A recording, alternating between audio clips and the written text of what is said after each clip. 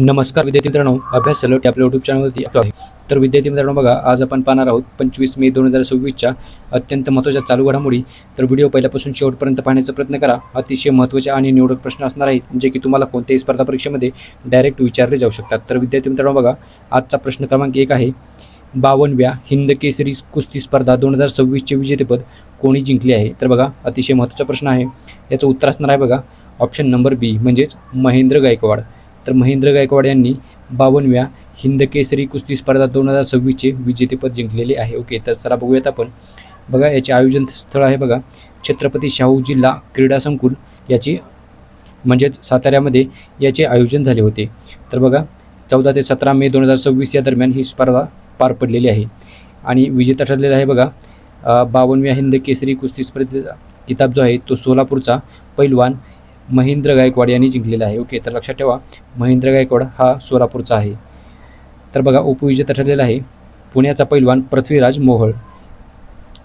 चला पुढचा प्रश्न बघूयात आपण. प्रश्न क्रमांक 2 आहे बघा, आंतरराष्ट्रीय बिग कॅट अलायन्स 2026ची शिखर परिषद कोठे आयोजित करण्यात आली आहे?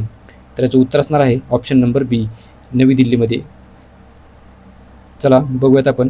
बघा, नवी दिल्लीमध्ये याचे आयोजन करण्यात आले आहे आणि बघा, मुख्य उद्दिष्ट आहे वाघ, सिंह, बिबट्या, हिमबिबट्या, चित्ता, जाग्वार आणि प्युमा या 7 मोठ्या मांजरवर्गीय प्राण्यांचे जागतिक स्तरावरती संवर्धन करणे हा यामागचा मुख्य उद्दिष्ट आहे. ओके, तर लक्षात ठेवा. चला पुढचा प्रश्न बघूयात आपण.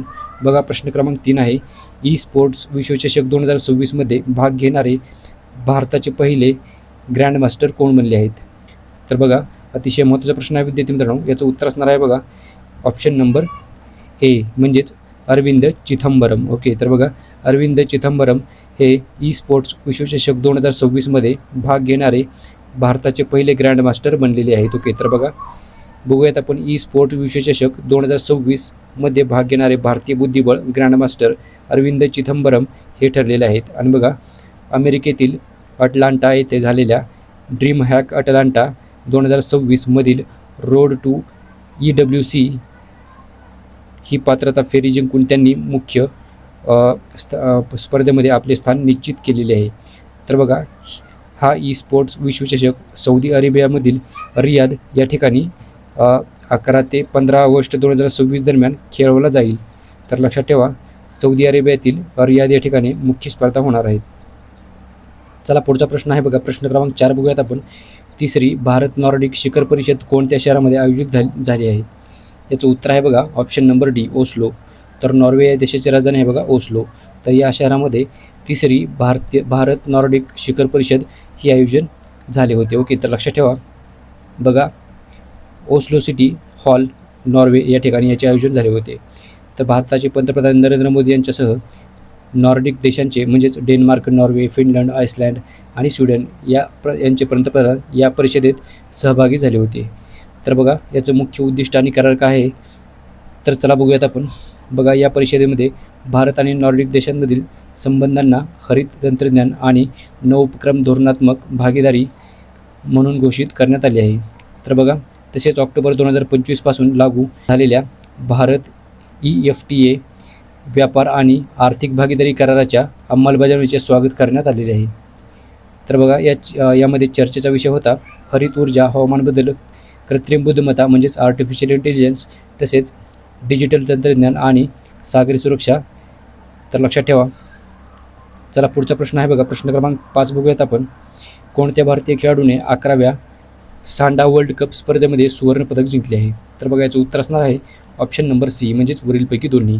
तर बघा, शिवानी आणि अपर्णा या दोन्हीही खेळाडूंनी 11व्या सांडा वर्ल्ड कपमध्ये सुवर्णपदक जिंकलेले आहेत. ओके, तर मग लक्षात ठेवा विद्यार्थी मित्रांनो. चला महत्त्वाचा प्रश्न आहे, बघूयात आपण. तर बघा, अपर्णा दहिया हिने महिलांच्या 52 किलो वजनी गटामध्ये सुवर्णपदक पटकावलेले आहे आणि अंतिम सामन्यामध्ये तिने व्हिएतनामच्या विद्यमान जागतिक विजेत्या थी फुओंग ना गो हिचा पराभव करून भारताला या स्पर्धेमध्ये पहिले सुवर्णपदक मिळवून दिलेले आहे. तर बघा, दुसरी विजेते आहे बघा शिवानी. तर बघा, शिवानी ही सीमा सुरक्षा दलातील म्हणजेच BSFमधील या खेळाडूने महिलांच्या 75 किलो वजनी गटामध्ये रशियन प्रतिस्पर्धाचा पराभव करत भारतासाठी दुसरे सुवर्णपदक जिंकलेले आहे.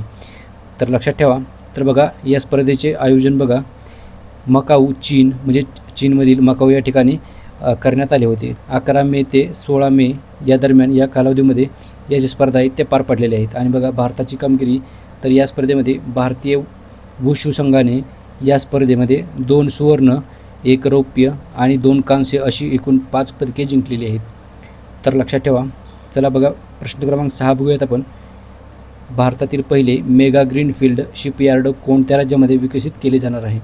तर बघा याचं योग्य उत्तर असणार आहे बघा ऑप्शन नंबर ए म्हणजेच तामिळनाडू. तर बघा तामिळनाडू राज्यामध्ये भारतातील पहिले मेगा ग्रीनफील्ड शिपयार्ड हे विकसित केले जाणार आहे. ओके, तर लक्षात ठेवा तामिळनाडू या राज्याची राजधानी आहे बघा चेन्नई. तामिळनाडूचे मुख्यमंत्री आहेत जोसेफ विजय किंवा त्याला आपण म्हणतो थलापती विजय.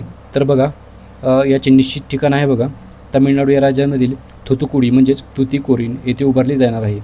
तर बघा भागीदारी व करार एप्रिल 2026मध्ये दक्षिण कोरियाची नामांकित company HD Korea shipbuilding and offshore engineering, Tamil Nadu सरकार आणि भारत सरकार यांच्यात यासाठी एक ऐतिहासिक त्रिपक्षीय सामंजस्य करार करण्यात आलेला आहे. प्रश्न क्रमांक 7 आहे बघा. नुकतेच कोणत्या राज्य सरकारने वाहनांवरती धर्मावर आधारित ओळख चिन्हे प्रदर्शित करण्यास बंदी घातलेली आहे? तर बघा याचं उत्तर असणार आहे बघा ऑप्शन नंबर बी म्हणजेच नागालँड. ओके, तर बघा नागालँड या राज्याने वाहनांवरती जे धर्मावर आधारित ओळख चिन्हे असतात त्यांच्यावरती बंदी घातलेली आहे. तर लक्षात ठेवा नागालँड या राज्याची राजधानी आहे बघा कोहिमा. पुढचा प्रश्न क्रमांक 8 आहे बघा. भारतातील पहिली आर्टिफिशियल इंटेलिजन्स सक्षम ब्लॉकस्तरीय मान्सून अंदाज प्रणाली कोणत्या संस्थेने सुरू केली आहे? तर बघा त्या संस्थेचं नाव आहे भारतीय हवामान विभाग म्हणजेच IMD. ओके, तर लक्षात ठेवा. तर चला विद्यार्थी मित्रांनो बघूयात पुढचा प्रश्न क्रमांक 9 आहे बघा. भारतातील पहिले मानव हत्ती संघर्ष संशोधन केंद्र स्थापन करण्यासाठी कोणत्या व्याघ्र प्रकल्पाची निवड करण्यात आली आहे? तर बघा याचं उत्तर असणार आहे बघा ऑप्शन नंबर डी म्हणजेच पलामू व्याघ्र प्रकल्प. तर बघा भारतातील पहिले मानवी हत्ती संघर्ष संशोधन केंद्र स्थापन करण्यासाठी पलामू व्याघ्र प्रकल्पाची त्याचे निवड करण्यात आलेली आहे. याचे स्थान आहे बघा म्हणजेच पलामू व्याघ्र प्रकल्प हे झारखंड या राज्यामधील छोटा नागपूर पठारावर स्थित असून ते बेतला राष्ट्रीय उद्यानाचा एक भाग आहे. आणि या केंद्रासाठी प्रकल्पांतर्गत 15 ते 20 एकर जागा निश्चित करण्यात आली आहे. आणि बघा याचे उद्दिष्ट काय आहे? तर बघा वाढत्या मानव हत्ती संघर्षाच्या कारणांचा वैज्ञानिक दृष्टिकोनातून अभ्यास करणे आणि जीवितहानी रोखणे आणि हत्तींच्या नैसर्गिक अधिवासावरील ताण कमी करण्यासाठी तंत्रज्ञानावर आधारित उपाय शोधणे हे या केंद्राचे मुख्य उद्देश आहे. तर लक्षात ठेवा. प्रश्न क्रमांक 10 बघूयात आपण. चला. अन्नपूर्णा भांडार ही योजना कोणत्या राज्यामध्ये जाहीर करण्यात आली आहे? तर विद्यार्थी मित्रांनो बघा याचं उत्तर असणार आहे ऑप्शन नंबर सी म्हणजेच पश्चिम बंगाल. तर नुकतीच अन्नपूर्णा भांडार ही जी योजना आहे ती पश्चिम बंगाल या राज्यामध्ये जाहीर करण्यात आलेली आहे. तर बघा या योजनेअंतर्गत राज्यामधील पात्र महिलांना प्रति महिना 3000ची आर्थिक मदत थेट त्यांच्या बँक खात्यामध्ये दिली जाणार आहे. तसेच महिलांना सरकारी बसेसमध्ये मोफत प्रवासाची सुविधाही मिळणार आहे. तर बघा पश्चिम बंगालमधील नवीन सरकारने ही योजना आधीच्या लक्ष्मी भांडार योजनेच्या जागी लागू केलेली आहे आणि जुन्या योजनेतील महिला लाभार्थी थेट या नवीन योजनेशी जोडल्या जाणार आहेत. तर अशी ही योजना आहे बघा. आणि विद्यार्थी मित्रांनो याचबरोबर आजच्या दिवसाचे जे करंट अफेअर्सचे प्रश्न होते ते सर्व आपण कव्हर केलेले आहेत. तर भेटूयात आपण उद्या. धन्यवाद.